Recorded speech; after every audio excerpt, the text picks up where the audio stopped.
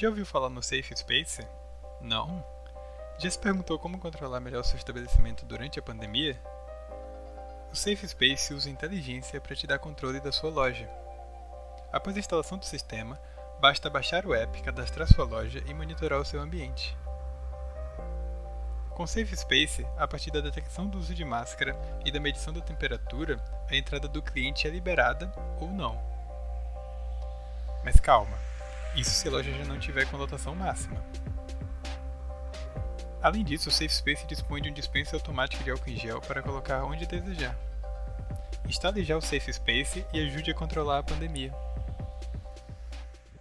Em 2021, o Brasil atingiu o número de 420 mil óbitos causados por Covid-19, sendo que desses 420 mil, mais ou menos 23 mil foram só no Paraná, além aí de inúmeros casos, dessa doença.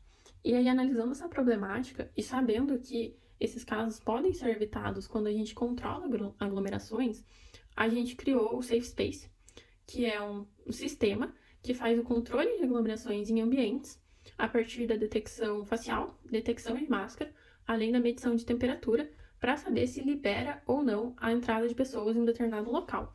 Então, a ideia é que o nosso caso de uso principal são, por exemplo, shoppings ou lojas, em que o gestor dessa loja poderia fazer o controle do fluxo de pessoas lá dentro e apenas permitir a entrada daquelas pessoas que se adequem às medidas sanitárias, que são o uso de máscara e temperatura adequada.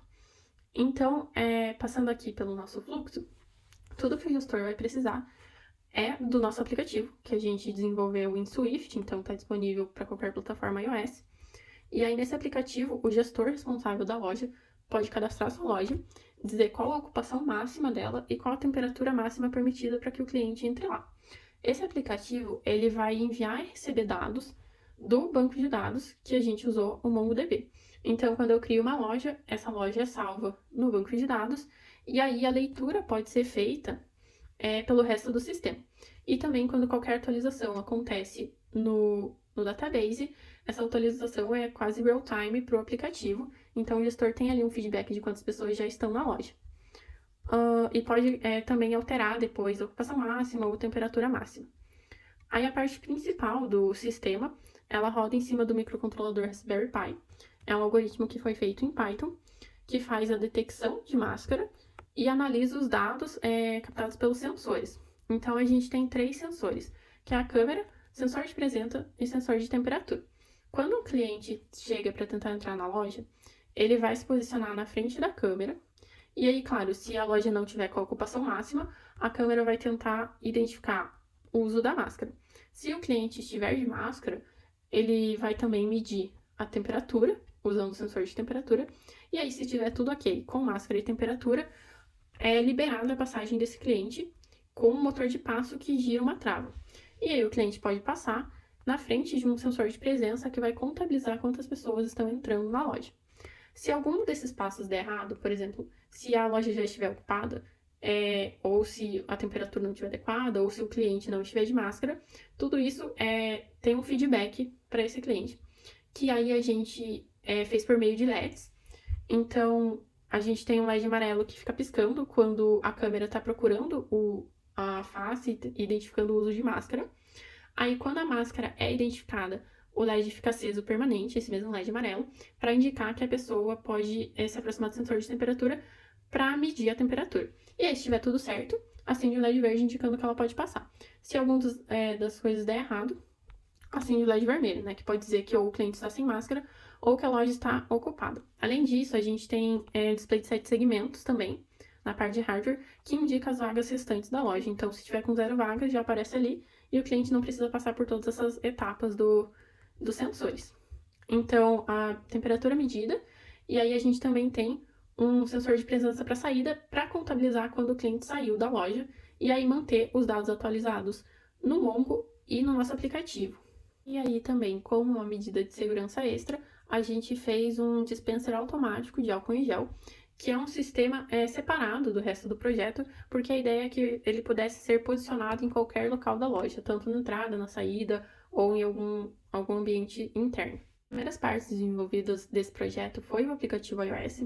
Então, a primeira questão foi fazer o diagrama de classes desse app com o diagrama pronto Aí eu parti para prototipação a nível de design mesmo, criei telas, ilustrações para o aplicativo, cheguei em 3 telas finais, e aí foi desenvolvido todo o código em Swift, e aqui ficou o aplicativo final. Então ele tem uma tela de início, aqui a tela de cadastro, que a pessoa pode criar a loja, dar um nome, uma ocupação máxima e uma temperatura máxima, ou se já tiver alguma loja cadastrada, vir aqui por baixo, e aí seguir para a página seguinte. E aqui nessa página do aplicativo, nessa tela, ele tem todo o controle do que está acontecendo, ocupação atual, número de vagas, temperatura máxima, ocupação máxima, que podem ser alterados.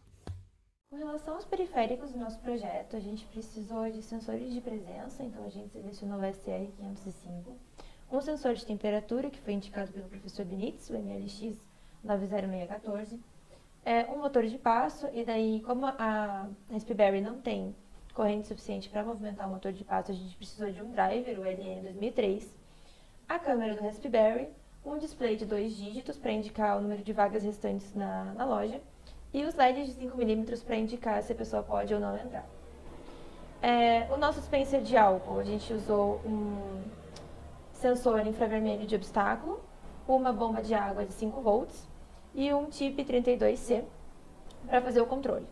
E daí vale ressaltar que todo o nosso hardware restante foi construído com materiais recicláveis. Com relação ao pinout da Raspberry, a gente utilizou todos os pinos disponíveis. Então, os que estão em preto ali são os de alimentação ou terra, e os em cinza foram todos os periféricos que a gente precisou conectar na Rasp. Com relação ao código, tudo foi executado em Python. A gente tem 2 arquivos rodando na Rasp simultaneamente, que é o Realtime e o Exit Sensor. O Realtime é o nosso loop principal, que chama todas as funções que a gente precisa, e o Exit Sensor é um loop que recebe a informação do sensor e avisa quando uma pessoa passou pela saída do sistema. Logo depois que ele detecta essa saída, ele manda um request para o banco de dados, onde ele atualiza a ocupação da loja.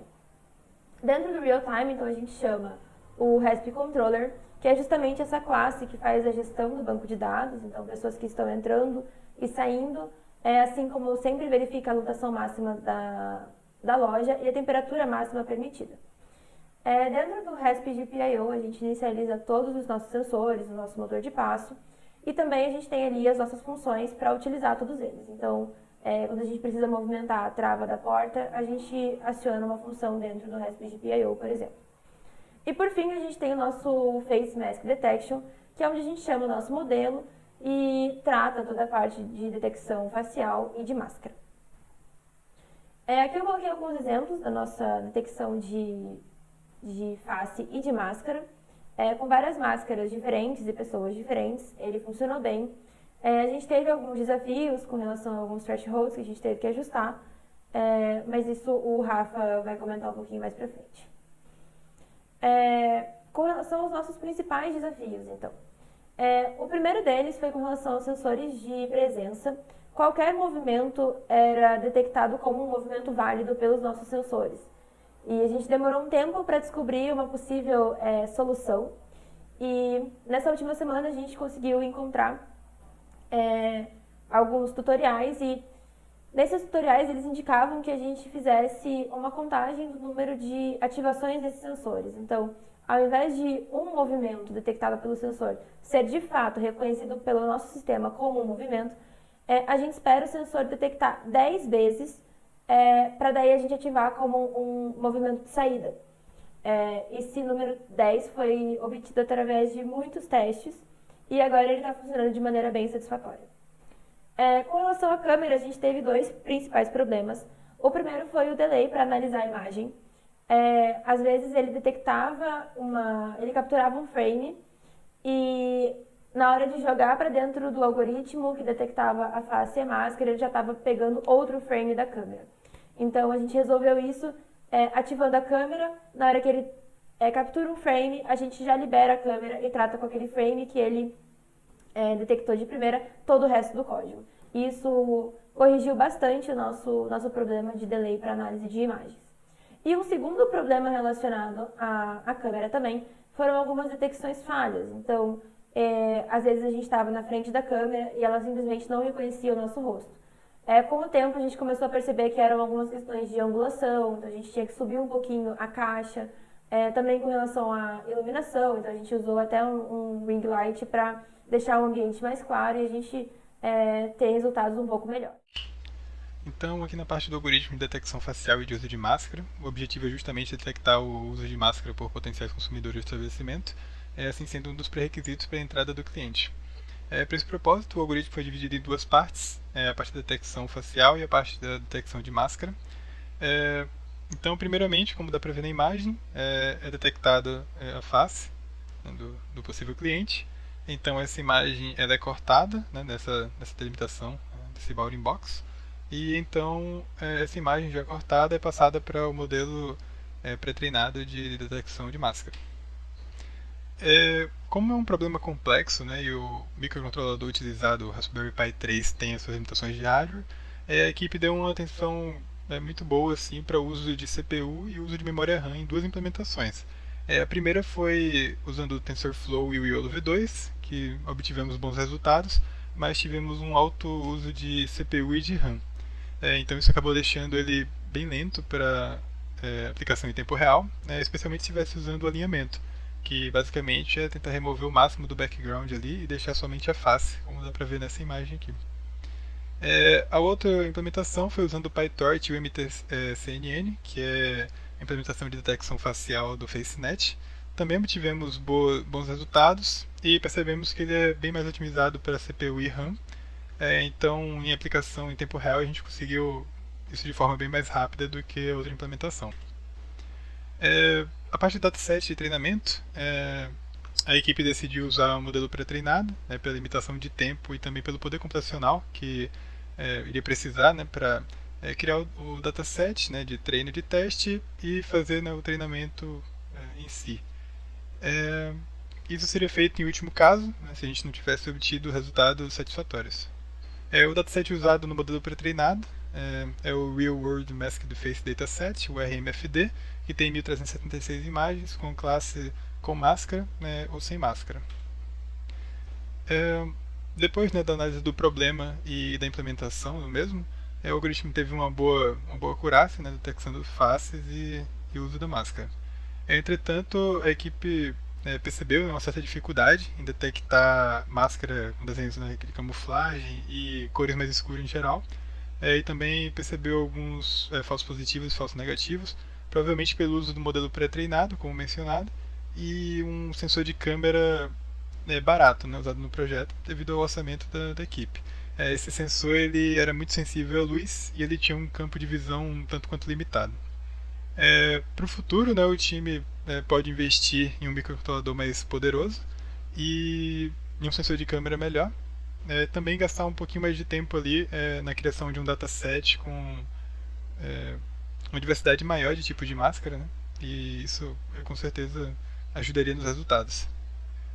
Em geral, a equipe conseguiu o resultado previsto, o resultado imaginado, e dentro da carga horária que a gente também havia previsto. Como dá para ver aqui, a gente tinha previsto 246 horas e usamos aproximadamente 93% disso, o que dá uma média de 76,3 horas por integrante da equipe.